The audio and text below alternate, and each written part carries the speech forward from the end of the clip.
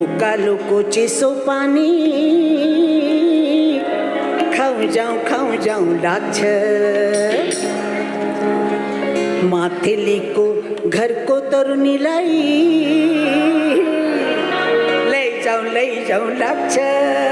ओ आगेको पैको बेला पछि मसिन बगला।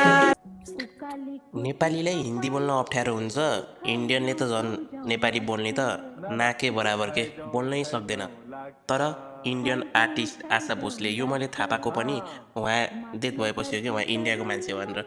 किनभने मैले उहाँको नेपाली गीतहरू 2-3टा चाहिँ देखि पनि रहेको थिएँ, सुनि पनि रहेको थिएँ होइन। अनि रुटिन अफ नेपाल बन्दले हाल्दाखेरि चाहिँ उहाँ नेपालकै आर्टिस्ट हो जस्तो लाग्थ्यो। बट पोस्ट शाहरुख खानबाट पनि आइरहेछ, सन्जु बाबाबाट पनि आइरहेछ। अनि थाहा भयो कि उहाँ त इन्डियाको आर्टिस्ट हुनुहुँदैछ। तर कस्तो मल्टी ट्यालेन्टेड आर्टिस्ट के, नेपाली पनि बोल्दै, नेपालीमा पनि गीत गाइदिने, हिन्दीमा पनि गीत गाइदिने, आगे तोपेको गोला, मेक्सिन गन बरर, अनि त्यसपछि जहाँसम्म लाग्छ मोहनी लाग्लाई पनि उहाँले गाउनु भएको गीत बडो राम्रो थियो। तर त्यस्तै लङ्सको कारणले उहाँ डेथ हुनुभयो रहेछ। Rest in peace. यो भिडियो चाहिँ उहाँको लागि small tribute from my side होइन। Thank you so much for watching my video. Bye bye guys. उकालीको चिसो पानी खाउ जाउँ लाग्छ।